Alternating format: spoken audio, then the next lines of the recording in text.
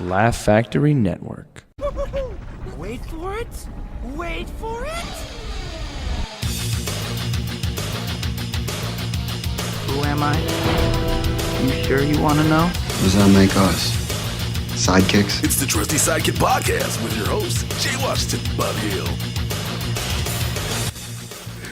What's happening, everybody? We're back. It is episode 73 of the Trusty Sidekick podcast here on the Laugh Factory Podcast Network with me, your resident supervillain, Mr. Jay Washington. And me, your resident superhero, Bobby Hill. Yeah, we was having the weirdest of discussions before we started recording. Beans, potatoes, tomatoes. I mean, that's just about to come back up again because Christmas is coming, man. It's been a minute, man. Happy belated Thanksgiving, I guess, if you're celebrating. We recorded, the last episode came out just before Thanksgiving. We wished everybody a happy Thanksgiving. So happy Thanksgiving, motherfuckers. Jesus, Bobby's rather aggressive right now. I'm going to get aggressive later. The superhero is in the building. The aggressive that's a superhero I want to see all the time. Aggressive ass hero. Hey, the fuck you want, I'm nigga? here to fucking save, motherfucker. What's up? Okay, look here, I'm gonna save you, bitch. Now sit your ass down and shut the fuck up. Hey, you sit your little puss ass down too, boy. Like, yeah, they made Hancock a little too like inwardly destructive. I want a guy who's like, nah, motherfucker, I'm doing the saving here, motherfucker. Just relax. Well, since you establishing yourself how you feel about that, how was your week? Goddamn it. It was a difficult week. I was in pain most of the week. I've had a back issue that flared up most. You need a backiotomy? I need a backiotomy. Somebody broke my back. How about a lollipop and a food stamp? Stupid. Shouts out to those who don't remember Half Baked, but anyway. I survived. I went and got a dope ass massage last night. Shout out to Swan Day Spa. Not talking happy ending, just a good old regular put the heels into my backbone type shit, and that's what I needed. I need somebody to hack my back up a little bit. I love it when they grab onto the pole on top and then they're just like to hold themselves. What, you got a little Asian lady just swinging off a pole on your back? Oh yeah, they do gorilla shit. They what the fuck is gorilla shit? You know how Gorilla Grodd beat him down and then jump on his back. Like, that's what was going on. She holds on to the thing and then just like lowers her heels in to my spinal cord until I feel like I'm in more pain than I can remember the problems I got in my life. Okay, so I'm literally sitting there picturing a little older Asian lady just jump. You ready? Ready. Oh yeah. The crazy thing is they don't say nothing. That's the crazy shit. That's how just do it? Like when they're like, there aren't ninjas. Fuck yeah, they're ninjas. Okay, there are ninjas in this world. Okay, because that lady could have killed me, and nobody would have heard nothing. I'd have just silently died. She would have totally killed me. But I feel so much better today. I'm ready to fuck it up again by sitting poorly and sleeping wrong. Doing all the dumb shit you normally do. Doing all the stuff that gets me. That sounds like me, man. And keeping the stress in that got me there in the first place. Yeah. What about you, man? How was your week? Same here, man. It was pretty relative. I was in a lot of pain. My shoulder has been killing me for 3 years, but that's a whole other. Wait, how old is my daughter now? My daughter's 4. My shoulder's been killing me for 4 years. Is your daughter's name Shoulder? No. No, not at all. Not at all. Who the fuck would name it? My shoulder's been killing me. Wait, how old is my daughter? Yeah, it did sound like my daughter's name was Shoulder. Like, y'all give it a shoulder. You equated the time that your shoulder began hurting with the time that you had a child. My shoulder, get off my daughter's shoulder, Washington. Yeah, it's just baby shoulder. Now, you know somebody's gonna do some shit like that now. Maybe not off of this. Baby got a name. Baby named Ankle. Nah, it was cool, man. Shouts out to Hyper RPG and the Hyper Heroes crew: Adam Lavick, Hector Navarro, Augustin Rios, Cameron Allen, Matt Acevedo, as well as Naeem. We did a trailer reaction for the Avengers Infinity War trailer, which we'll talk about shortly. But did a video for that, man, and that joint has gone super viral. People have been paying attention to it. Man, it's shown up in some places. It's shown up like a lot of places have been, because this has been, we'll talk about it, because it being the most viewed trailer ever in history. This is the most watched trailer of all time. We just watched it again today. Watched it again. 82 million? No, they're over 200. With the one we saw, no, the total number is over 230 million. Jesus Christ. So we were talking, so it's been popping up, but we have over 415,000. People are like, oh, why isn't nobody getting no work done? Literally, because everybody's spending 2 minutes over and over and over and over again. But so we did that, man. It's been fun doing that. A couple of shows I've done here and around LA. I got a bunch coming up this week. I'll tell you guys about towards the end of the show, as always. A lot of other fun stuff. Shouts out to the One More Drink podcast that had me on. Shouts out to the Hollywood Already Did It podcast. Thanks for them for including us in their shout out of you too. They man, thank you. And highlighted us in their shout out of you, which was nice to do. Man, I'm very appreciative of that, man. Shouts out to everyone that has reached out and been asking questions and getting me on their podcast and their different shows and whatnot. I appreciate all the love. Speaking of which, we have guests coming here. We do have some guests we're scheduling for this. We do? We do. I thought we were talking. Oh, I was like, nigga, I didn't know you. I was like, we're not announcing them just yet, but we have been. We've been working behind the scenes. Makes sense. Yes. To get those squared away, especially now that we have the holiday breaks coming up. So basically, what everybody's thinking, like, Jay don't have shit. I have an idea what's going on. Jay knows what's going on because this was Jay. Jay brought this to me. Jay brought this to attention. Jay didn't know that I've been trying to pay attention to that. Actually, Jay thinks I don't care about getting guests on the show. I really do. I really do. I swear to God. I'll say it on this podcast. I feel like Jay doesn't feel. I feel like there's a right time for guests, but I've been always. I'm down to have guests on. We have some. I know we're working on getting some on, especially with these shows going off the air for a couple of weeks. Yes, it's indeed. the perfect time to bring some people on and talk about some past episodes, what they thought of some seasons. We'll also be doing some of that ourselves. Yeah, we'll be doing a lot of recaps. Also, I'm going to let you guys know ahead of time, and I'll remind you towards the end of the episode. One thing, we are doing our Punisher review, so that will be coming up. Please make sure you stay tuned to that. It'll be available. Video and audio. We're going to do both. Right, of course. The audio will be available if you want to download it. Yeah, the video both will be available. Also, we are going to do, for the end of the year, we're going to do something different. We're going to do our best and worst films, comic book films, for us. Everybody's doing this. Yeah, but we're going to do our best and worst comic book films of 2017. We're going to do best and worst comic book TV shows of 2017. And we're going to do our predictions for 2018. So there are enough that we can actually do this now. Remember when that was? Oh my God, that had been one episode on its own. But now we're doing that. Also, man, I got a chance to hang out with a buddy of mine who works for a dope place, and we were sitting down talking, having drinks, and found out that what he does in his work involves a lot of what I do with stand up, the Comic Cons, the conventions, and stuff like that. And we were talking, and he was like, "Yo, I got your name floating around the office." And I didn't want to nerd out while we were there because it was like a good thing to hear, especially because of this office in which it is. And I was super excited about that, man. So that was one of the highlights of my week. I'll be honest. Just can't give that away though, can you? No, I can't give it. Gotta keep that in the old private vault. Later, baby. So let's get into what we just talked about. Everybody has been talking about it. It's been on the lips. If you have not heard about it, you have not seen it, you literally just got out of a fucking coma. Even if you just woke up, the first thing people are going to say, "You nigga, watch this." Hey, Ted, I'm glad you awake. Check this shit out. Not even go see your mama. Right. Watch this shit. The Avengers Infinity War trailer, man. It is the most watched trailer officially of all time at 230 million views and counting. 30. It is I think it's on record to almost be. It'll probably hit the most watched video. God damn. Gangnam Style and got shit on this. So, yeah, let's get into it, man. What do you think of this trailer? I mean, we've been waiting. There was a leaked trailer. It's not the leaked trailer. No, it's not. That's what I'm saying. It's not the Comic-Con trailer. Right. It has some similarities, but not the fullest. Right. Now, I will admit, as I admitted on Hyper Heroes, I know a lot of times we're not supposed to see these things, especially in what we do. But somebody was like, "Yo, I was at Comic-Con. We went to, we got done for the night. We was back at the crib, and my boy woke up, was like, yo." I was like, "Nigga, what?" I'm hungover. He was like, "It leaked." I was like, "Did you pee in the bed?" He's like, "No, the trailer leaked." And I was like, "What trailer leaked?" He was like, "Infinity War." I was like, "Come show me." And so I saw that one. So I was already anticipating that was what we were going to get. When Marvel and Disney said they were going to give us this one. Yeah, we saw the leaked trailer. I mean, we're not going to hide the idea that we saw the leaked trailer. Shit. They played a trailer at Comic-Con. It's not, we saw a trailer. So it is not exactly the same trailer. That is a good thing. That means they rewarded the people at Comic-Con for going.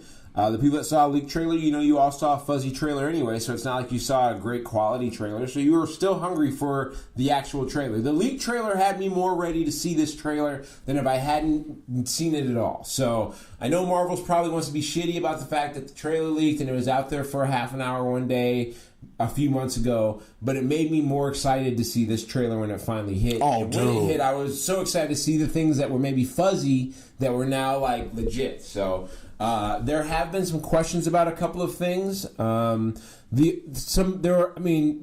the DC fanboys seem like the right. They're hurt. Listen, they seem like the ultra right wing voting base of comic book fans because they're not a large amount of them. It's just they're loud. Very loud. They're very. So here's the biggest issue that's become up now because the trailer dropped a week and a half after Justice League came out. Right. Now, we already know what the reviews for Justice League have been. As a whole, most people do not like it. As a whole, if you're on the half end of the DC Zack Snyder fans, you're like, it could have been a great movie, but Joss Whedon changed it.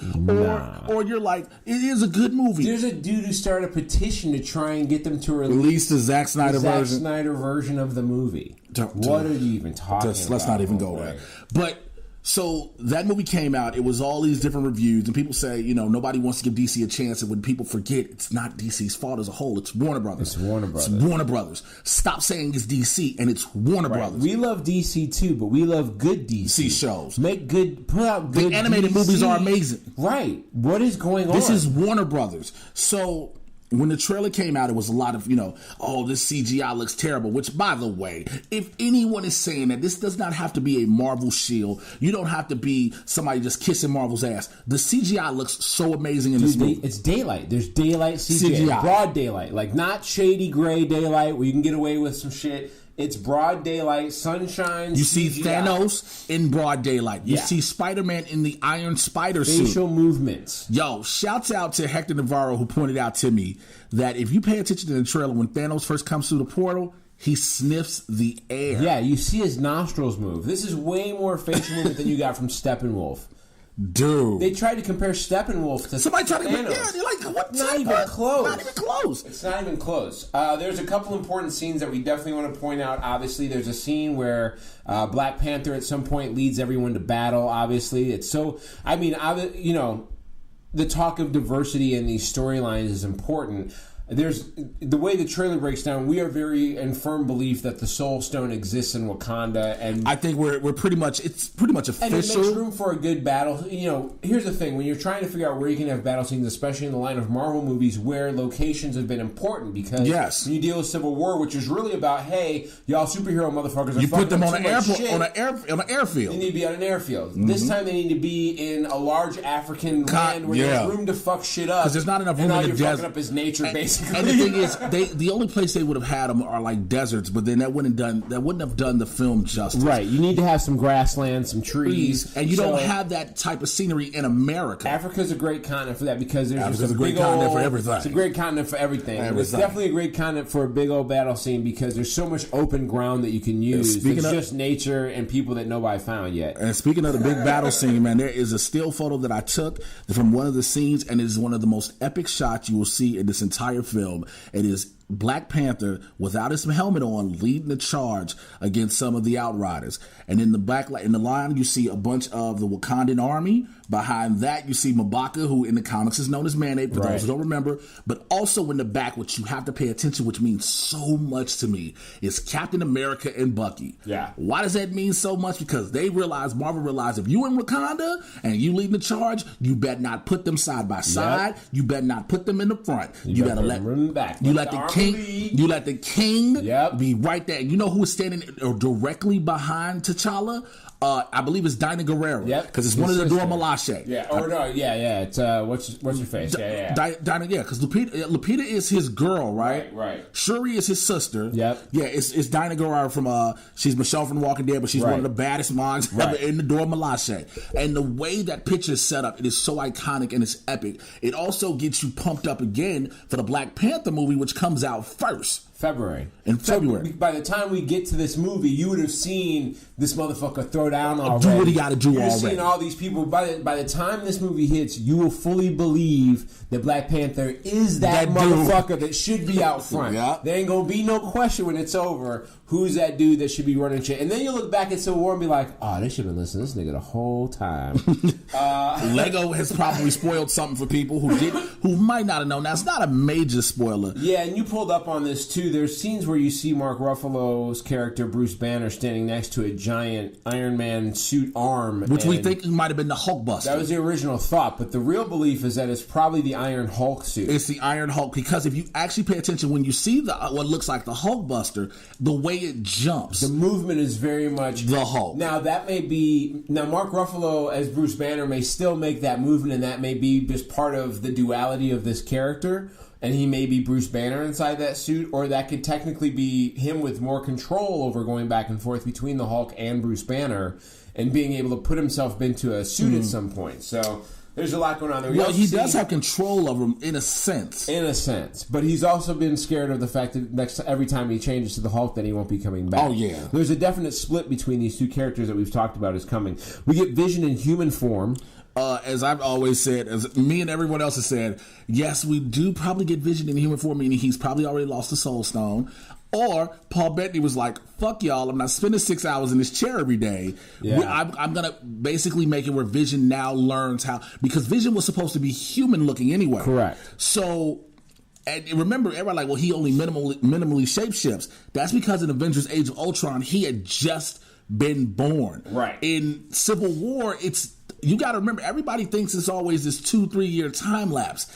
That is not the case. It might have been a couple of months after Avengers Age of Ultron with Civil War. It's not that long after. It doesn't take that long to go, okay, well, these guys just almost dropped an entire city. We need to call them in and talk to them. Exactly. That could be weeks from then. So to see if he potentially has learned how to give himself the synthetic skin is not a far reach. Yeah. We won't know until we see the film, but we do know him and Wanda Maximoff are getting it on. I think the larger thing here is that him and Wanda Maximoff are fucking raw. Yeah, and I think the other part of sex with no android rubber. How do you go? You don't need a rubber. What do you think? You think the Vision's going to give you a STD? What if he does? What if he does? What if he gives you a virus that makes you have to reboot your whole system? He gives you this special virus, like because you imagine like. Here's my thing. What if now here we go, ladies and gentlemen. This is where it gets really not safe for work. What if Vision and Wanda Maximoff are getting freaky? Hide the kids. Hide your kids on this one. And speaking of kids, they decide to do some grown up things, and he decided to shoot it in the face, but it ain't just the right. Why in the face? She's a magician. She's a witch. She ain't gonna let him shoot in the face. That's gonna come in the face and she's just like, gonna block. The other issue here is I think that may be before he loses the Mind Stone. I believe they may be having a comfortable time together before that all happens. And so I think in an attempt to hide the Mind Stone, he may be playing the part of Victor Shade, which was the human form that the Vision took. Right. Because you still see he's got that glowing spot in the center of his forehead. Right. So I still think he has the Mind Stone. What I do think happens is that Corvus Glaive, who's played by Terry Notary, is going to be the person who comes to try and take it from him. Mm-hmm. He may have to change into the Vision. They may be at a moment of peace in that scene before the danger shows. And the first danger part of that danger may be Corvus Glaive shows. These scenes where we see one stone being taken from one place, one stone being taken from another. You see him. Yeah. You see what's his face arrive on Earth to come and get more. So I think that may be how it all breaks down. Well, you do have Loki officially giving away the Tesseract. Right. Which, so basically, if you've not seen Thor Ragnarok, that's your spoiler right there. Yeah. And it is confirmed. He did take it from the chamber. He does take motherfucker. Of course. And then when you see the arrival of Thanos, you see he's got the power and the Space Stones already in the glove, which means by that he's already taken those two, which means he's already done fucked up the Nova Beat Corps. the dog shit out of it. Which also, let me talk. The best at getting fucked up. Let me say this about Thanos real quick. And there was a lot of discussion of how he's changed his look over the various films we've seen him in, which is true from Avengers 1 to Guardians of the Galaxy and all these different movies. We've seen different iterations, and the one thing that's noticeably different now is that Thanos does not have his armor on.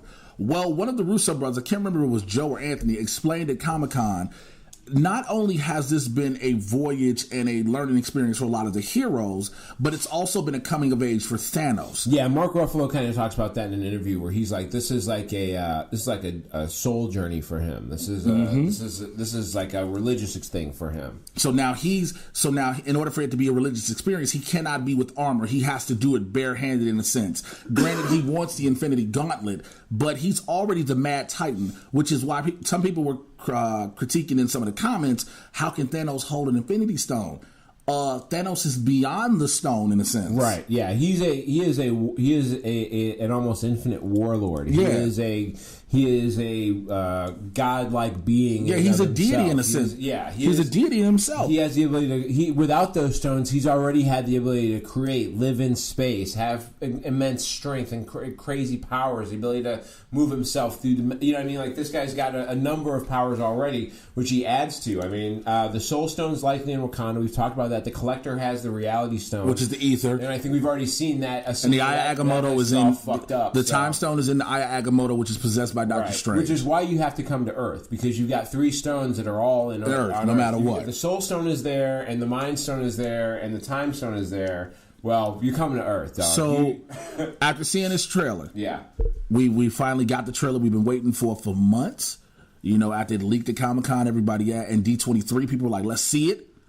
What are your expectations now? I am incredibly excited about what I've seen so far. It looks like it's checking all the boxes for the things that it needs to cover. It seems like it's setting up some things. The trailer doesn't give anything that you weren't expecting it to tell you away. Yes, which is great. The trailer in itself is just an amazing trailer. You just brought up that great point. It gives nothing. Trailer. It gives nothing away that you didn't expect. There's nobody that you see damaged in a way that you would assume that they're. You don't know if anybody's dead necessarily. You see that issue with the Vision go on, but you know that he can survive without that stone, most likely, right? So it's just a matter of he won't have the same power to do some of the same things, but there's nothing that it necessarily gives away in there. You know that we've talked about that. We know Spider-Man's got more movies coming, so Thanos won't kill him. Right. If anybody thinks that Spider-Man is dying in Avengers Infinity War or Avengers 4, Tom Holland already give that away by showing that in a trailer. You're out of your mind. Right. Plus, Tom Holland has already told you that he's got 2 more sequels. And I mean, that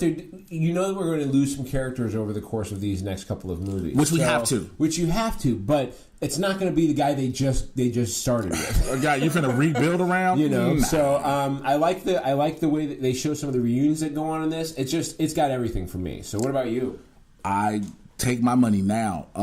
Next year's going to be a mess. We've already talked about this. Next year's going to be a complete mess. Between Black Panther coming, soon as we hit the new year, the promotion and PR blast goes in full swing for Black Panther, which I'm like, let's do all of this. Yeah. Then right behind that is officially Infinity. We're on the countdown, the road to Infinity War. Which is May. Then I believe in July we get Ant-Man and Wasp. And, not to mention the other DC, I think Aquaman comes out next year. Aquaman should come out next year also. So, and on top of that, with other films, we're going to be barraged by movies that you're definitely going to want to see in theaters. And none of them have, as of now, spoiled expectations. All the expectations have just hyped up more. Deadpool is a 2018 movie. That's what else it is next year. Deadpool 2 is next Deadpool 2 is next year as well. New Mutants is next year. Yeah, I'm sorry. Thank you for... All the money is going to be all. If you don't have Movie Pass, sign up. Sign up for Movie Pass. I don't have it because I didn't want to pay. I didn't have $85 to drop right then and there because they changed the rule because it's $6.95 a month. What they've done now, you got a bottle yearly already. So that's how. Okay. So people who would already, terrible, it's not terrible. People who would already, you got to buy $85 worth of shit right off the bat. Yeah. So but I'm looking forward to it, man. Speaking of things that connect into Marvel, now again, there's been so much talk if this is in the MCU, if it's not. It is in the MCU. It is in the MCU. There is no 100%. They've already had Lady Sif on there. It's on there. Here's the thing: people get so worried about where the timeline is, and we're going to talk about this as we go through some of the Marvel news on here, that the timeline is everywhere. Right, they don't let you know on purpose. They've got a fix for your timeline woes. Yeah, they got a fix coming for your timeline woes. And they don't want you to know on purpose. And they're going to explain that fix come June or July of next year. Yes, they will. You're going to say exactly how time works as far as Marvel is concerned. And the way it works is they can do whatever the fuck they want and explain it with some quantum bullshit. Now, Agents of S.H.I.E.L.D. is back again. Thank you for everybody who's always asked, how many shows do we have to watch? Well, we can add another one to the fucking list. All of them, my nigga. All of them. Agents of S.H.I.E.L.D. is back. They start out in space. Now, it looks really awkward. We don't know what's going on. Find out that they are being chased by some giant alien called roaches. Yep. And then the Kree are there. Fucking hate roaches, dog. Yo, I think I do too. And the Kree are there, and the Kree are whooping ass. Now, the Kree are in solid control of that ship. We get the Kree back again. Which I love it because they're using Agents of S.H.I.E.L.D. as the vehicle to keep the Kree relevant for when they pull them into this movie universe. You're not, but technically, Ronan is a Kree. Right. Ronan was a Kree. Exactly. So we're keeping the Kree because the Kree is going to give you the Skrulls eventually. Exactly. So again, which is leading into Avengers 4. And Captain Marvel. So ladies and gentlemen, just so you know, pay attention. Your trusty sidekicks got you on this. If you're not getting what's going on here, Agents of S.H.I.E.L.D. has always been the real agency behind what goes on with these Marvel characters. When it all comes back to it, Agents of S.H.I.E.L.D. has always had a presence. They fought for their legitimacy. They've been doing that on Earth the whole time while all this has been happening. They have been present doing this the whole time. If you don't think there's going to be a scene where Agent Coulson runs into Tony Stark one more time, you're out your goddamn... Because again, 74 characters. Do not count just the guards from Wakanda. Okay? No. Even with the photo shoot that Vanity Fair released, and if you add a few characters here and there, it's still not 74. Yeah. You need the TV people. Yeah. This show answers a lot of questions hangover style. Do you find that entertaining? Because when they get there, you don't know exactly what's happening either, right? Speaking of which... That opening with Virgil was great. It was... Or not Virgil, but the opening with the agent guy. Yeah. That shit was awesome. The best part for me was...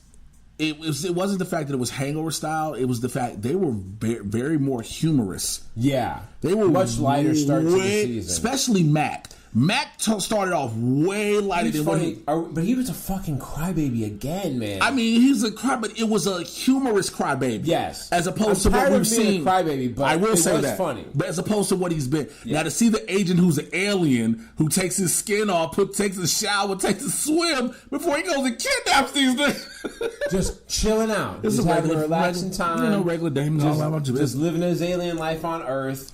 Is that a Skrull? Is that a Kree? I mean, I don't know what it is. They don't show what he is. You just see an alien frame. Yeah.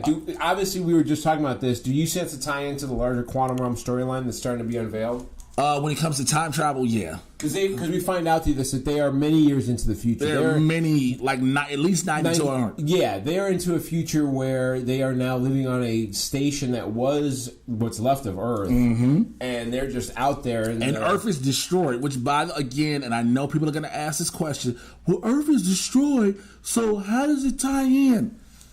Again, they're in the future, which means there's a potential that whatever happens already hasn't happened. Again, you're asking this question about the timeline with Marvel of where does what fit in. You got to remember, if all this happens in Infinity War like it's supposed to, reality will be reshaped again. And It's not by Thanos. There'll be moments of reality that will be changed. There'll be, similar to... This is a much easier way to adjust this than having a single movie called, Flashpoint, where you try and reset an entire universe all by yourself. I'm sorry. I wish you all could see. I looked at Bobby and rolled my motherfucking eyes so hard. Dead ass eyes. Because when you bring that up... this sets a situation up in which you can tweak things without ruining everything, or you can show implications without having to tie so deftly into... Marvel knows how to retcon their own storylines and do it beautifully. Exactly. Because they did it with the... they did it in Thor Ragnarok. Exactly. So obviously this is a version of a timeline, this future that they're in. Will this story be centered around trying to change that timeline, fix it? Are they going to be able to reach back in time to communicate at some point? I think that the goal is going to be find out how to get back in time to their time, figure out what was the cataclysmic event that probably Fitz did that blew up the Earth on top of everything else, because of course that whole situation, whatever the big battle is going to come up. Figure that out, how to get back in time, because the Kree has that technology. Utilize it. I don't think they stay in space the entire season. I don't think so either. I hope they keep the formula they did last season, where they did 8 episodes for one arc, 8 episodes for your next arc, and the last 8 ties every goddamn thing in together. Yeah, I'd like to see something like that. And again, that would bring us right up to the point of getting into that. That'll lead us through the season of right up to Infinity War. Yes, it'll lead us right to Infinity War. By the time they get to the season finale, we're getting right into Infinity War time. All that shit should tie together. They can end up right into that same fight.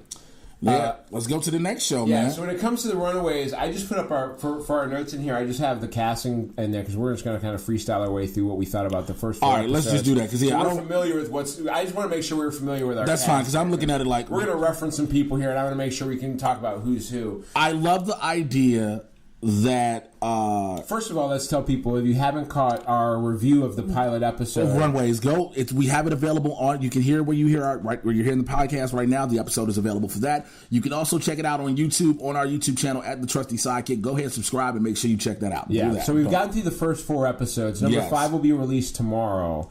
The first 4 episodes kind of find us in this place where these kids are kind of pulled together. They found out their parents are up to no good.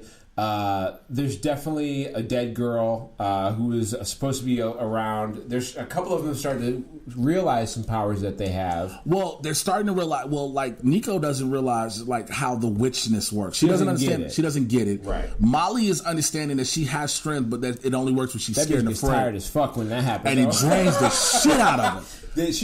Hopefully she'll find she needs to eat some food or something to keep that. Gert has realized that she has telepathic control of a goddamn velociraptor. Yeah, which was a great ending to the 4th episode, by the way. Yeah. That situation where they come across they're looking for old lace everywhere. Yeah, and then she just like, I got this. Yeah, that was outstanding. And I'm not. We haven't gotten down to where Alex Wilder's powers are. He doesn't have any. I don't Right. think. He's just a nerd. He's just the nerd. He's just the ultra genius that pulls them together. Yeah, that's all. possibly. That's more than likely what it is. Yeah. What do you think about some of the backstories of some of the parents in here? You've got Alex's parents. Obviously, you see his dad's backstory. So his dad's a goddamn thug. Right. His dad's a thug. A thug turned good. His thug turned good. His wife was one of those high-powered lawyers who knows what to do. Probably knows how to get him off. She got him off in more ways than one. In more ways than one. And so you're starting to see how the parents kind of tie together. But I do like how Molly and Gert's parents, how they tie together as a part of they're doing this, but they're trying to get out of it. Yeah, there's a reluctance to them. Obviously, they're trying to escape. Because that's the reason, into it, and that's the reason for Old Lace. Right, Old Lace is they're supposed to be their ace in the hole. That's supposed to be their guard dog. That's their guard, which you got a velociraptor. That's a pretty good guard dog. A pretty good goddamn guard dog. I tell you. When you deal with James Marsters, who's playing Victor Stein, he's playing the Stein family patriarch, and really the main bad guy in this whole thing. I mean, he's the guy who's kind of behind everything that's going on here. Well, I don't think he's the main bad guy. The main bad guy is that alien dad dude. Is Leslie's dad. That's in that she had to lay butt naked with. Yeah. Because I don't know what the fuck is that all about. Well, have you ever seen the Stephen King movie Sleepwalkers? Yes. Okay, same thing. Yeah. Yeah. Fuck that noise, dog. Leslie. Yeah, Leslie Dean, who's played by Annie Wershing. She's Carolina Dean's mother. She's got that. She's the leader of the Church of Gibberim. So right? I did some research. Gibberim is actually a race of aliens that came to Earth years ago, and they selected 6 couples. There was the mad scientist couple, the investors, all this and the third, to help find a way to bring the race back to Earth, and they would bestow upon them great gifts and powers and blah, blah, blah. Hence the pride. Hence the pride. That's where the pride came from. And Carolina Dean is actually an alien. She's an alien, model. but she doesn't understand what's going on with her, which is crazy because the wristband is what keeps her human. Yeah. So she doesn't know what her abilities are yet. She just knows she glows up like she's high on ecstasy. Yeah. Which I'm like, okay, yeah, you How are. dope is Brittany Ishibashi as Tina Minori, the mother? She is evil. She's cold as shit. She's right? cold as shit. And she runs her husband. She runs the fuck out. Hold on. How do you say, yo, let's go for a date. Let's have a date. Let's go out, okay? Let's go get sushi. They go eat. Slide this nigga some panties like. And then he goes to cheat on her. He goes cheat and like, nah, I don't want this. But he made a good point in this situation where he said, yeah, because this is a lot of relationships that happen where one party gets cold. First of all, they lost their daughter somehow, which we suspect may be they killed her. Right. Or she killed herself. Correct. She killed herself because she knew what was going on. She found out what was going on. She found out what was going on. Anybody and then ends up killing herself because Nico sees it. Correct. And she doesn't realize what she thinks she's dreaming. But Nico actually has learned. Once she touched the staff, her powers have opened up. So now she reads the diary. How do you feel about the slow release of the powers in this series? I mean, because it's not been overwhelming. It's not been too much at a time. Well, how many episodes are we getting out of this total? I think it's 10. I think it's 10 episodes. So we get 10 episodes. So now we're at 4. I mean, that's fine because there's no rush yet. Right. Now, it's been a slow build, but it's been a nice build. You know what I'm saying? Yeah. So I think come the next 2 that come out, it's got to kick in full steam ahead. Yeah. It's got to definitely... Well, now it's going to open up because now we've gotten to this point 4 episodes in where they've been released. You know, now we know that the parents know that some shit is up. They're starting to figure out that the kids know, right? You've got Gert and Molly's parents who are now on top of everything that's happening. So it's going to be a wild rest of the episodes for everything they've got going on here. I'm into, like I said, I'm here for it. I've been talking to different people who've been texting me about it. Some people aren't into it because they're diehards Runaway comic books fans. Right. Runaways comic book fans, excuse me. They're like die hardcore. It's got to be canon on the same level and everything. And sometimes you have to adjust and alternate certain things. Yeah, some of those things you have to change. Like Lyrica Okano, who plays Nico, the daughter, she talked about how, because in the comics she's a goth Wiccan, and the way she uses the staff's power, she has to harm herself to make it work. Right. And they're like, we weren't going to do that on TV. Like, we're going to have teenagers watching this show. We're not going to have teenagers sitting there cutting themselves. Her own blood to be able to make the staff work. We don't want to do that. That's not the image we're trying to portray. We're not going to do that with this OC-like type show, right? Like, with the creators of the OC. Let's just we're gonna not do that for this, like, young adult. Our first young adult superhero show on Hulu. We're probably not going to have one of the main hero characters have to cut herself to be able to make the powers work. I don't think we want to do that. So yeah, that was. So what are your thoughts? I like that show. I'm excited about it, man. I picked up a Runaways comic or two when I was younger. I thought it was a pretty cool comic when I read it at the time, but I just never spent the time to get into it. Mm-hmm. The idea of it sounded great, and the execution of it is working really well. It's nothing too stereotypical. It's just done the right way. They've allowed the right diversity. The tie-ins are right. I think the Velociraptor CGI is fucking dope. It is amazing. Like, they got the money spent right on there so far, and the story's working for me. I like that we see the start of the Fistigons with Chase Stein, the big power gloves that he wears. I want to know what they're going to call Molly. Yeah, I'm because Molly's technically a mutant, right? Is she going to be gifted? I don't know. Is she going to be enhanced? Yeah, because I'll say this: she didn't go through Terrigenesis. She didn't go through Terrigenesis. The next 6 months will be interesting, and the reason I bring that up is the whole Fox deal. Yeah, Disney is back on in Disney talks. is back on the talks, which we talked about. We both believed that was going to happen. We all were like, "Let's do this." When it first got talked about, and they said the talks were off, I think we both came to the conclusion that may also be a ploy to figure out to see if anybody else wants to stop up and start speaking to get Disney back in the mix. Comcast came out. What happened? Now Disney's back in the mix, saying, "No, hold on. Let me just let's so like you said, the next 6 months are going to be important." Yeah, because it'll let you know how we address them. Because again, we have a witch in Scarlet Witch, but the way her powers come, she's the age. First, she was the age of miracles, right? And now she's enhanced, right? So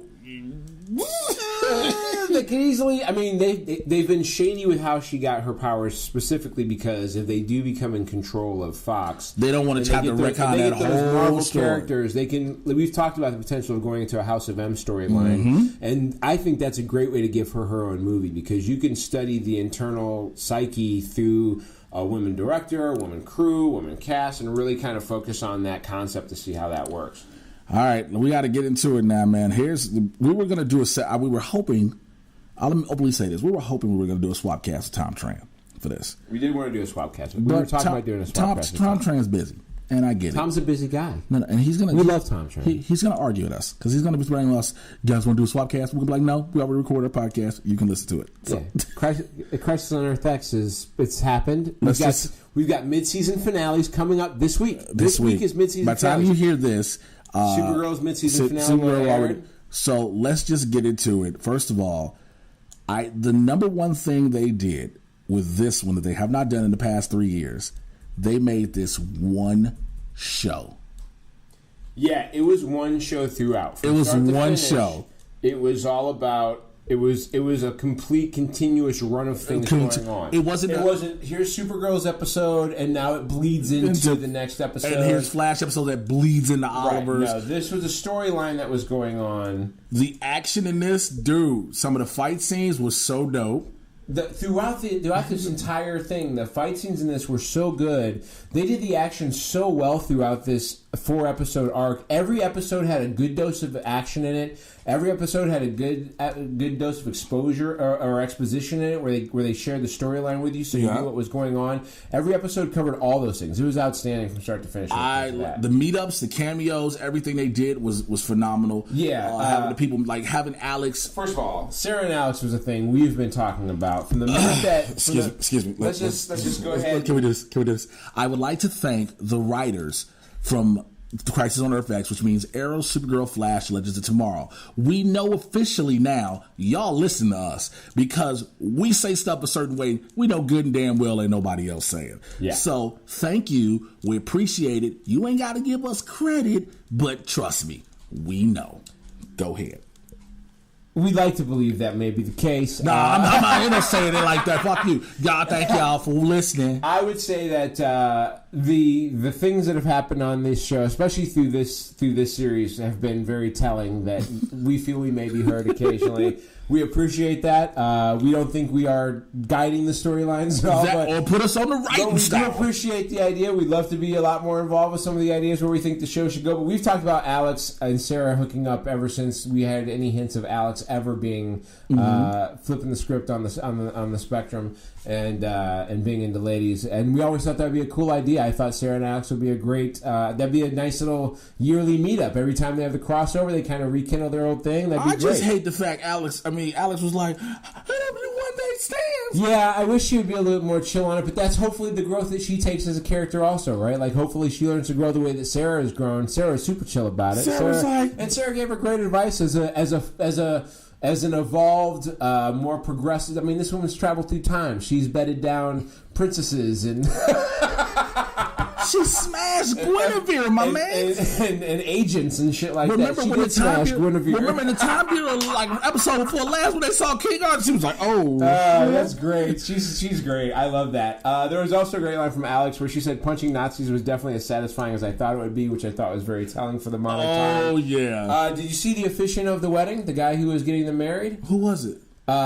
The Greatest American Hero. That's who that was? Yeah, it was William Catt. I was like, why does he look so... Now, that's not a Marvel or a DC character, but this is how I'm going to tell you how I know they listen to me. There is a timeline that runs between the channel that The Greatest American Hero aired on and the CW. Listen to this, though. This is how I'm telling you how I know shit gets listened to. Yeah. On an episode of TV Fights I did with Roxy Stryer, Yale Teagle, and Ed Greer, they said cross over any two shows and see how it go. I crossed over, and you can check the episode on YouTube.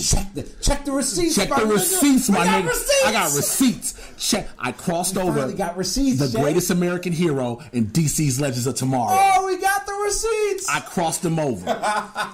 So when I say check the receipts, your boy out here knowing. I thought that was great, though.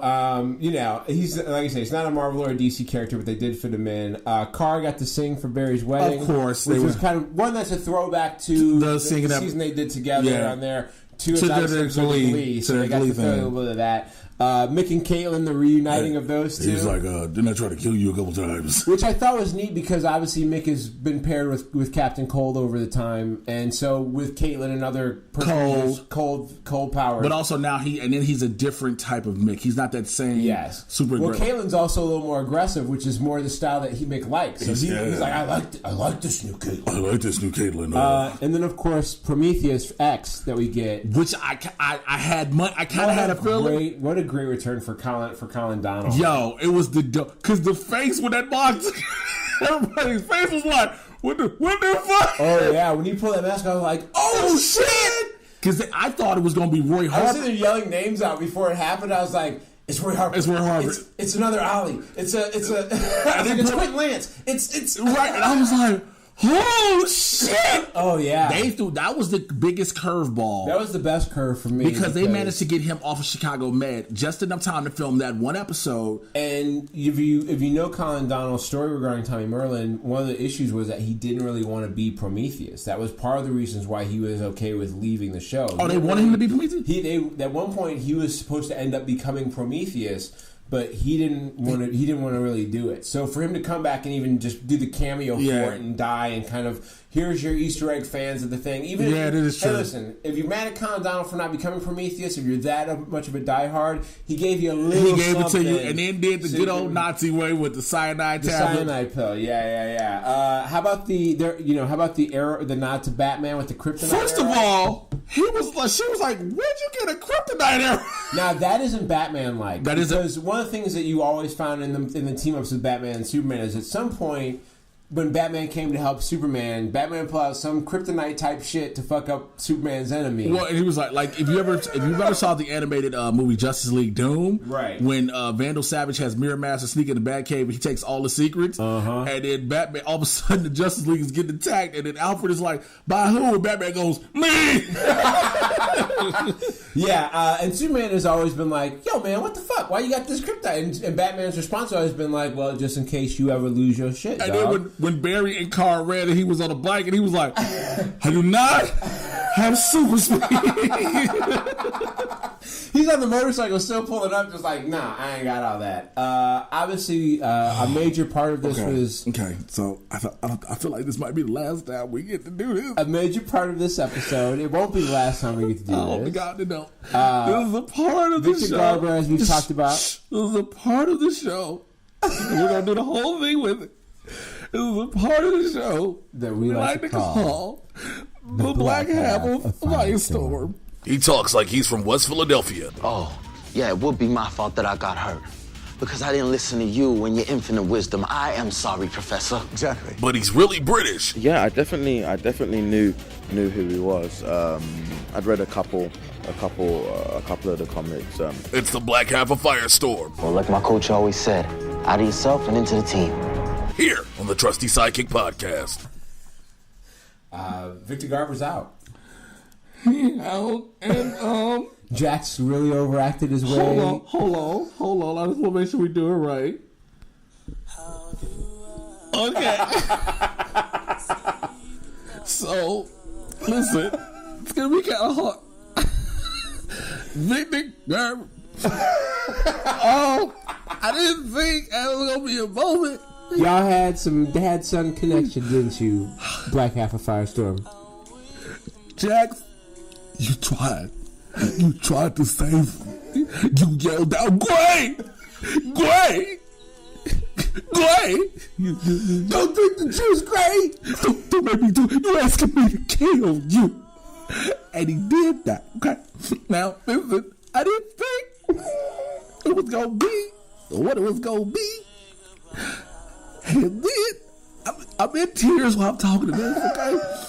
Are you in the same phony tears that, that Jax poured out? Those are not real nigga tears. Those are not real nigga tears. Professor, I don't want you to die, okay? When he showed up at the door, when he showed up at Clarissa, I'm so sorry. I'm trying to save him. himself getting shot by Nazis. He got shot by. They shot the one Jewish guy on the show. A Jewish dude by Nazis. They let the one Jewish cat on the show get killed by Nazis. When that man asked him, could he leave the show because he had other shit to do? They're like, "Yeah, we got a way out for you, dog." Which one of you racist son of a bitches was like, "Yo, shoot this nigga"? How do you shoot him? By Nazis. Oh my god! I want to stay though for Jax. You know what I'm saying? He was like, He could be that super sticky guy besides the "Oh my god, did they throw all the Marvel shade in there? You want to turn me into Spider-Man?" I was like, but again, let me go back to I do like how they freely will reference Disney Marvel characters. again, we gotta go back to it. It's okay, Jax. She was like, he tried to be my father. He was afraid. The brother. I love him. He was there. I love the professor. Okay. You have always been like a son to me, Jax. Professor, don't go. Don't go, Professor. Professor, don't go. And this has been the Black Half. Will it be the last time that this has been the Black Half of Firestorm? I don't know. I can't take it for this. I don't think it will be. You can kill the music.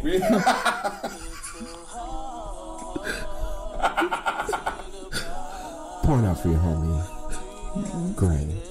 For Gray. One time. We'll do it for Gray. Do it for Gray. He talks like he's from West Philadelphia. Oh, yeah, it would be my fault that I got hurt.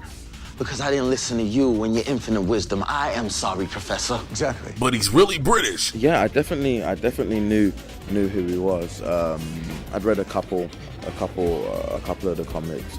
It's the Black Half of Firestorm. Well, like my coach always said, out of yourself and into the team.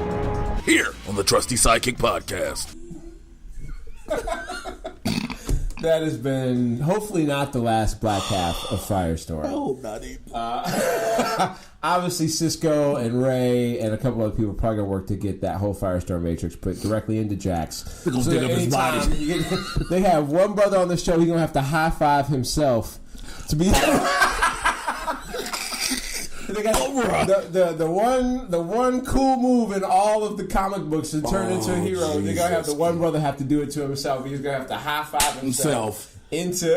I love. He have to soul clap himself and get on down there. Firestorm. Did you just say this nigga got to soul clap himself? Oh, you are a horrible individual for that one, fam. You are a horrible person. How about Felicity and Iris at some point taking over as the badass team leaders? Which is they run their individual teams. They run the individual teams. And so once their people get caught, they're the ones who have to do the work to try and get them freed up again, which makes perfect sense. Finally, we get to see Quentin Lance play a real bad guy. Yo, I kept going back and forth. I thought Quentin Lance was the Fuhrer, right? Not Oliver. No, he was working. He was like his main. He was his main general, and he was like, "You are like my daughter. She loved the night." Like, damn. We get to see Russell Tovey make his first appearance as the Ray. And also, he has a relationship with Leonard Snart, who makes one more appearance in the Crisis on Earth X. Shouts out to Whitworth Miller, first of all. And Russell Tovey. Two openly gay actors. Openly gay actors who were like, let's do... Playing lovers. So, Whitworth Miller recently came out maybe about... Excited about getting into costumes? He came out about, what, 3 years ago? Oh, it's been longer than that. It's been longer? I think so. Okay. And a lot of people, we hadn't seen him play any roles that, or he maybe not had taken any, that openly, characterizes sexuality per se. Yeah. Because you get a lot of roles. Also, great writer. He's written a couple of amazing. Right, and he's a great writer as well. Because you get a lot of characters who are openly gay or lesbian, and they'll go for those roles instantly. Yeah. He hasn't done that. He plays characters where it's not really the point. It's not even a point. No one's really cared about Captain Cold's sexuality exactly, at all. and that's the thing. All of those Captain Colds we've seen could be gay, and we just would have never known. Yeah, he never really hit on that's anybody. The thing. That never came up. But this time, because it was his very last go round. Right. He decided, I'm going to do it right, which he got the captain, which I love the Cold jacket they gave him. Yeah, they finally hit him up with the real Captain Cold look. And the goggles. And the goggles. Finally the fully formed Captain Cold. You're going to see him as Citizen Cold. As Citizen Cold. On Earth X. I'm going to get through that stuff exterior of yours, Ollie. He's like, don't call me that. Yeah, and a very different Snart also. Much more interested in creating bonds and getting to know people. He makes Barry give him a hug at the end. And it upsets Mick. Mick is like, who the fuck is this guy? Who is it? Hey, look. Wait, the Mick on Earth X ran into a burning building to save pigs? No, when he first sees him sitting down at the table, he's like, oh no, the ghost is back. He says, oh, you're not my partner. Just start drinking. I just got to keep drinking. Also, a Nazi wave rider.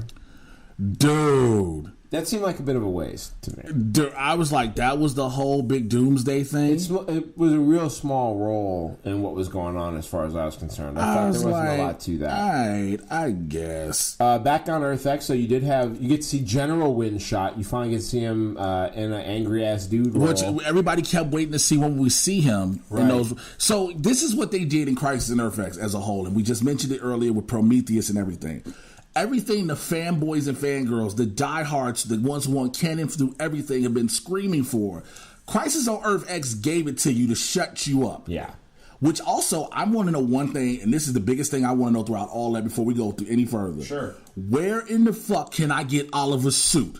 The black one. The black suit? The black and red suit. I don't need the SS armband. I just want that suit. Yeah. Yo, that jacket was dope. Yeah, that jacket was cold. I want the black and red suit. Yeah, and I mean, epic fight scenes across the whole thing. You do get a Red Tornado sighting, which was great. Which is cool, And I see a little Red Tornado return, even though this motherfucker don't never got shit to say. He's always just an android robot. He hasn't had. He doesn't have the. He's not. So the Red Tornado is the equivalent to Vision. Right. The only difference is they've made Red Tornado strictly military without his AI yet, in a sense. Like he's programmed AI free. Right, he's programmed just to do shit and that's it. Right. So the question, they haven't found the actor they want to play the Red Tornado yet. I mean, I mean, that's what it comes down to. Who can we have that can be Is good? Paul Bettany almost done playing the Vision? Can we get this I mean, motherfucker? listen, Josh Brolin is doing 2 villains. You think Paul Bettany can? No. Also, we get a return of Eobard Thawne. We get Thawne back as well Shouts as Tom Cavanaugh is evil Harrison Wells, Eobard Thawne. The next sound,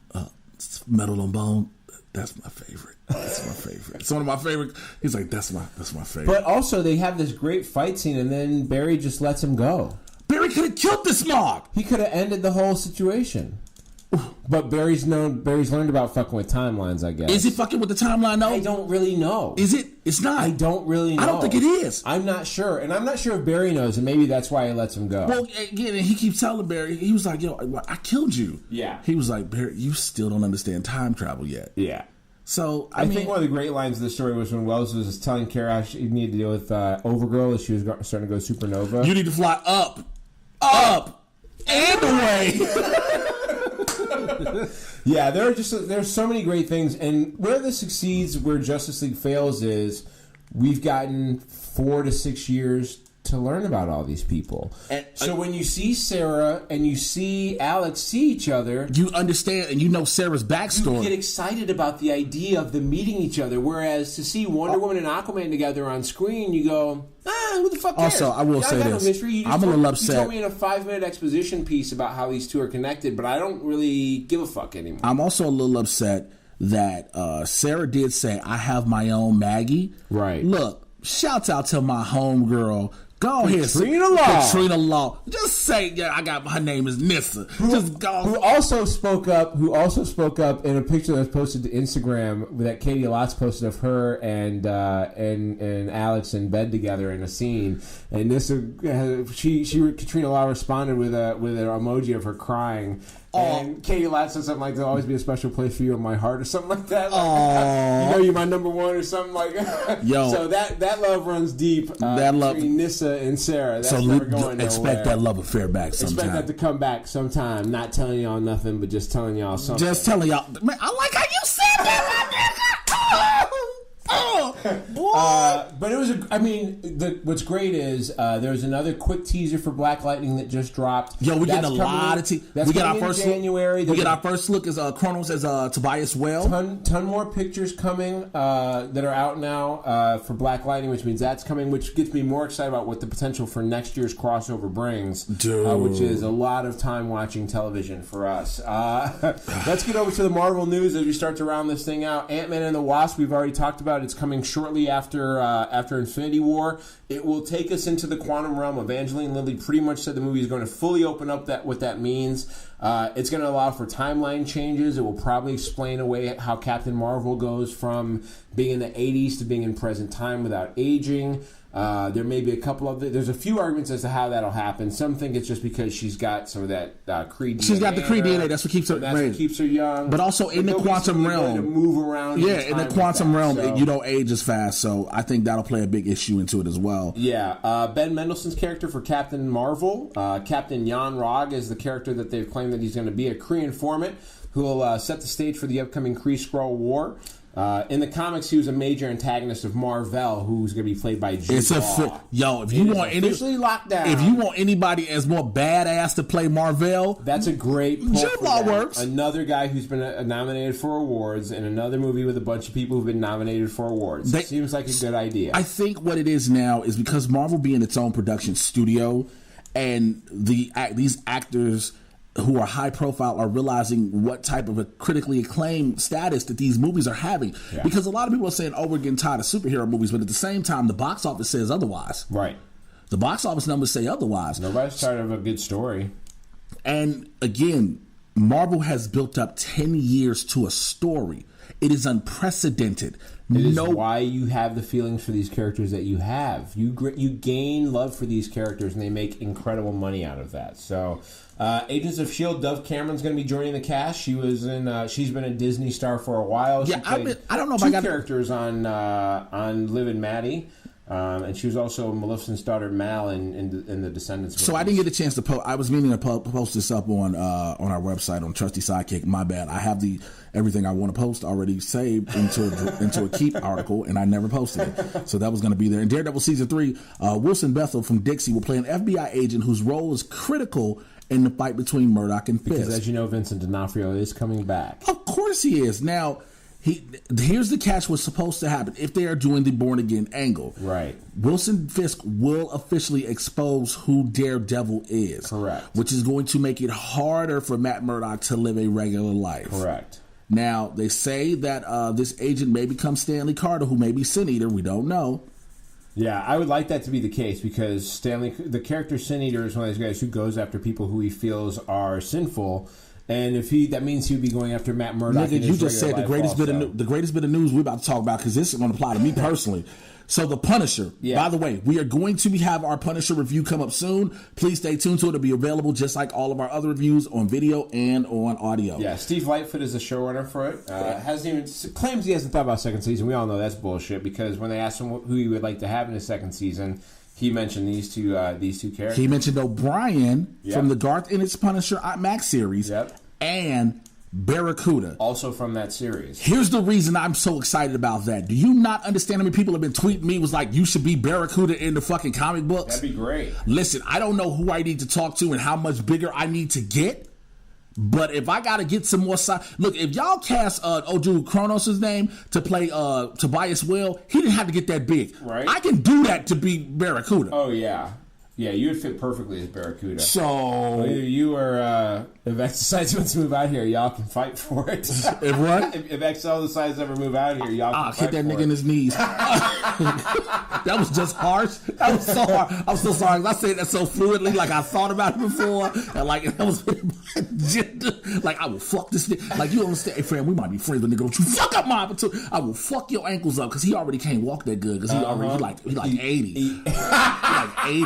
And this nigga's knees is dilapidated. Oh, damn. He's a big, tall, heavy nigga. And it's like his knees don't want to support him. Oh, shit. Listen, he don't listen to us any fucking way. What type of friend is that? He ain't listen to us anyway. It just sound like this nigga listen to this episode. This would be the episode he listens to. He's like, hey man, we need to talk. Like, talk about what? Legion has some news. So Saeed Tamagui has left the series, and he's not going to be playing the Shadow King next year. Which sucks because I was excited to see him play the Shadow King. I thought he was a great fit. He's got a lot going on. I don't give a fuck. I want you to be the Shadow King. You are dope. Just want y'all know that ain't me. That ain't me. That ain't me. That ain't me. That ain't Jay. That ain't Jay.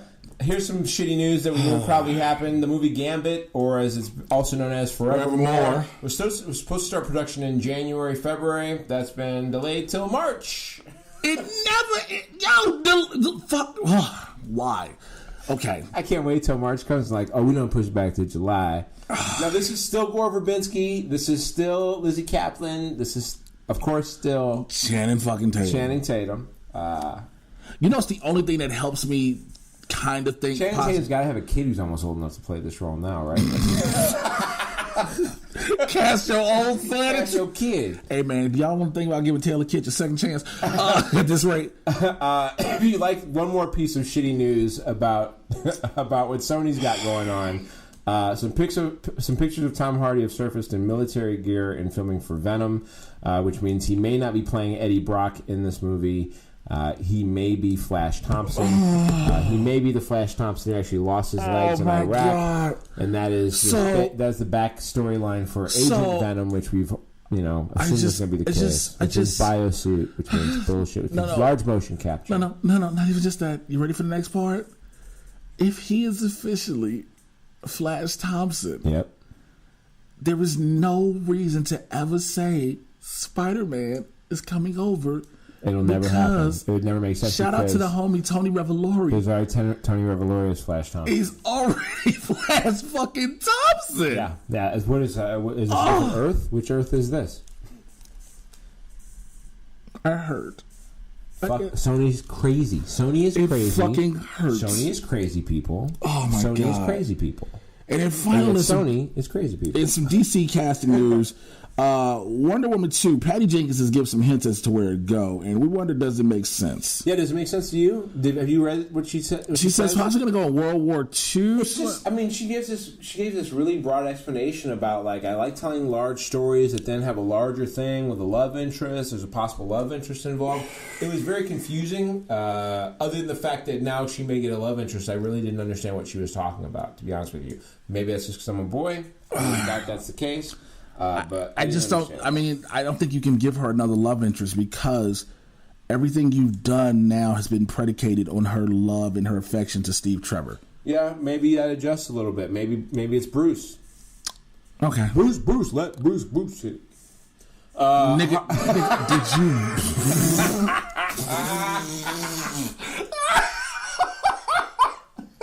I'm so mad at the call. I got the tail end of it, and my brain was like, "Let Bruce, like, nigga, what?" All right. Shit. I've been so thrown off. Here it goes the most stupid ass news. DC's got a bunch of dumb ass news. So, and shit that shouldn't fucking happen for real news. Most shit that shouldn't happen. Margot Robbie has said that she's got another spinoff. Yeah. Which is outside of Gotham City Sirens. A pure Harley solo movie. Which is outside of the Joker and Harley movie. Right. So she's got a Gotham City Sirens movie planned with Catwoman and Poison Ivy. And she's got a Joker and Harley movie planned for the two of them together. And apparently there is even a third movie that is a pure Harley Quinn movie that she has planned. We don't need any more fucking Harley Quinn movies. Are there even enough stories about this character? There are not. And that is a problem. Not the most. I mean, she is a girlfriend of one of the best Batman villains of all time. There is not enough story without making up some shit that isn't going to be realistic. A slight bit of bright news came out of Titans. I'm sorry, y'all. I'm so frustrated because that makes absolutely no sense. It's so dumb. They should. One of those things is not going to happen. I will put my money out right now to say that of those three things, one of them will not happen. I'm hoping the solo film is the one that does not happen because that one does not need to happen. How do you even have a solo film with her? What would she do in a solo film? I don't fucking. Brenton Thwaites, his first appearance as Robin has come out. So and the brightest piece of DC news from the week outside of Crisis on Earth X. We could have seen. It actually looks good. It actually looks very nice. It's a great Robin picture. The suit looks amazing. If that is what that is pretty badass. If that's what they're going to use, if that's the suit they're using, dude, I am so for it. It's like they know what they were doing. It's like they actually took their time. Like, they made sure that it counted. I mean, what, is that possible? Yeah, very weird. I don't know. Over at the CW, the first biggest piece of news, we talked about this in our last episode.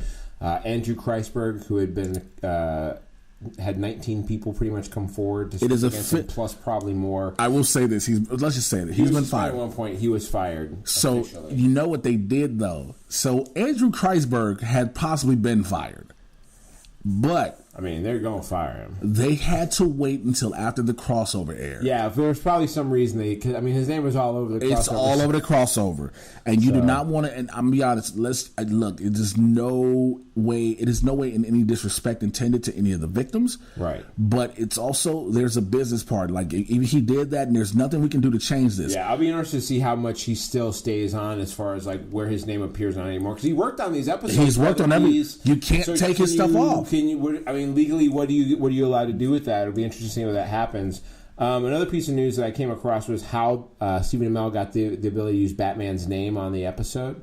Because before there had been allusions to someone in Gotham. When he said Bruce Wayne? Yeah, when he said Bruce Wayne. Oh, because I was like, what did he say? I'm sorry, how you got I was like, Wayne? yo. But like, before there'd been allusions to our friend in Gotham, the guy with the toys, the billionaire, whatever. But he actually was supposed to have Jeff Johns meet with him to try and pitch this idea. Instead, he met with WB bigwigs Peter Roth, Diane Nelson, and Kevin Shujihari, and had to really just sell them on being able to use that. And they kind of let him go ahead with it. I think because it opens up the doors to a lot of implications, but it doesn't really have to mean anything. I think for the reason he's able to do it, because it's Stephen Amell at this point, he took a show that no one was going to bank on. Yeah. Coming off of a character from Smallville, people were like, I don't know if this is going to last. And it basically is the Batman story to start out, but now it's grown into a life of its own. It's separate from that now. It's separate from it now. And so, speaking of the crossover, one more thing I forgot before we end this off with this news. Yeah. What did you think about the weddings? Oh, yeah. By the way, worst fucking wedding guests of all time. After all this time, they finally get Barry and Iris to be able to get a chance to get married, which for me is one of the most important things. Stood up for their wedding, won't stand for the national anthem. 1:30 in the morning in my house, I'm standing up in tears watching Iris walk down the aisle. They played the national anthem. I just sat my ass right back down, though. Anyway, they did get married at the end, which was great. And then all of a sudden, Ollie and fucking Felicity were like, let me do my thing and get up in here and get on this marriage train. Which I think was kind of bogus. Kind of bogus, right? They finally get their moment? Because everybody's like, well, you had Diggle there so he can marry. Diggle should have married them when they got back to Star City. Right. Which it looks like in the mid-season finale, there is going to be a large wedding type of a thing. Now they're going to have the reception officially for everything. Right. But now, because we can go into that news real quick. Someone on the squad they find out is a traitor. I think I know who it is. Who do you think it is? Do you have an idea? I have an idea. I think it is Artemis. I think she survived the island. Really? I think it's Evelyn Sharp. I think she survived the island. I think it's Felicity Smoke's mother. Felicity Smoke's mother? Why would you say that? I don't know. I just saw pictures of her back, and so someone on the team is a traitor. I don't think anybody who's in the tight part of the crew would flip on Ollie. Yeah. I think I just have a feeling. That's why mine is I think it's Evelyn Sharp. Because I think she did crazy to bring her back in. But think about it. We never saw the body. Right. We never saw her die. Right. And the thing is, it's going to bring dissension amongst the rest of the team. Yep. And they're like, nobody in the team is snitching. Nobody. Wild Dog, you would think it's going to be Wild Dog. Nope. I don't think so. You would think Mr. Terrific he's too gung-ho to be a part of this. Yeah. Black Canary is like, yo, I get to do something good with my life. Yeah. Felicity is fucking the man in charge. Right. Diggle been knowing this dude's secret. Diggle's been Arrow also, so he can't flip. He can't flip. No. So it only leaves as somebody, and Quentin Lance is not flipping because he would go down too. Right.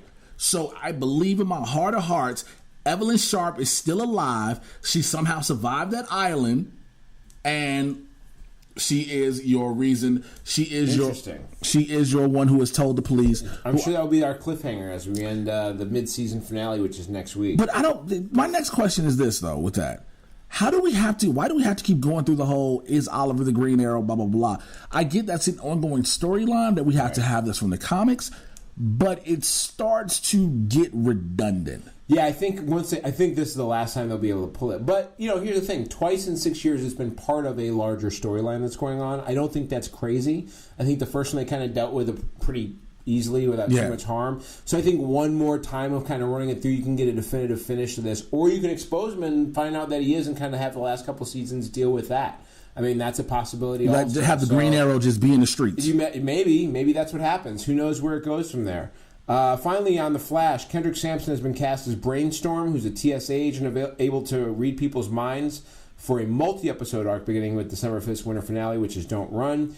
Brainstorm in the comics is an enemy of Mr. Terrific, and shouldn't be confused with the Justice League villain of the same moniker.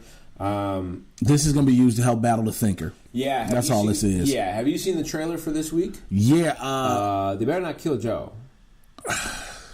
They bet not kill Joe. You can't, man. Don't take out Jesse L. Martin.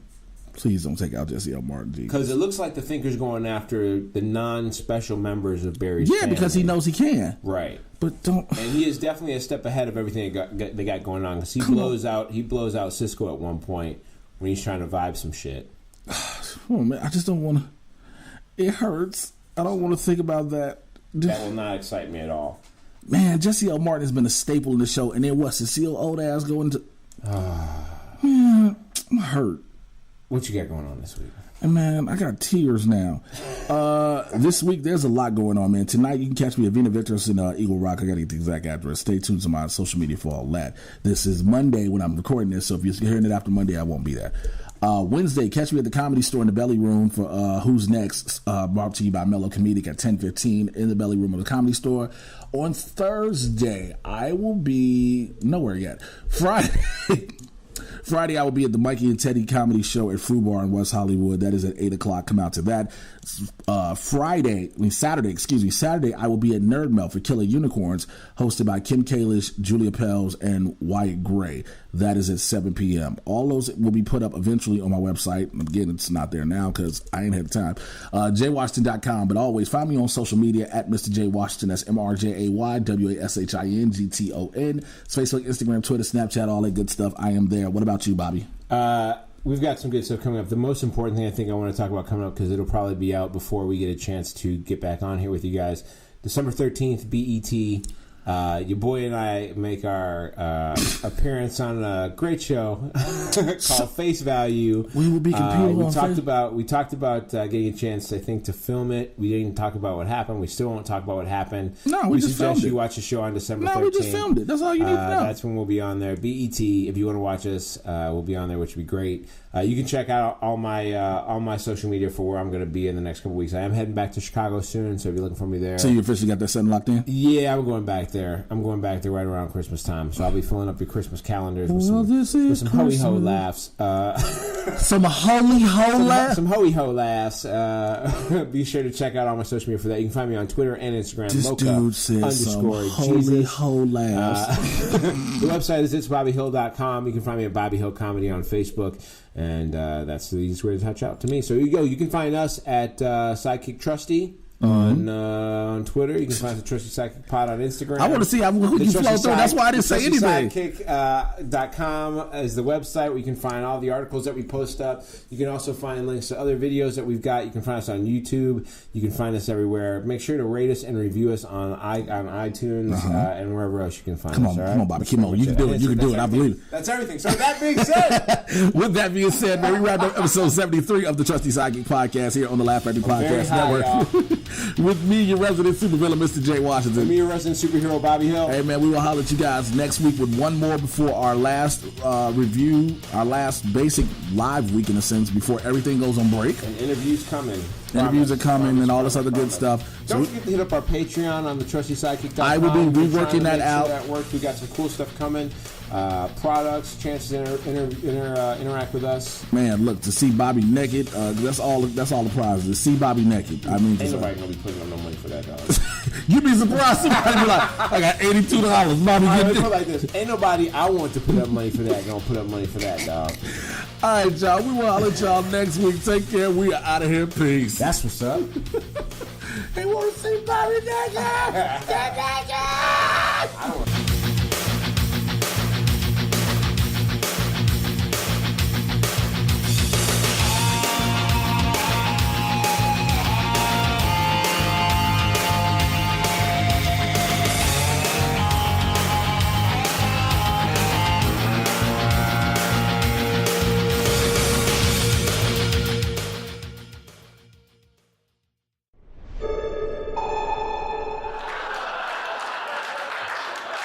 Laugh Factory Network.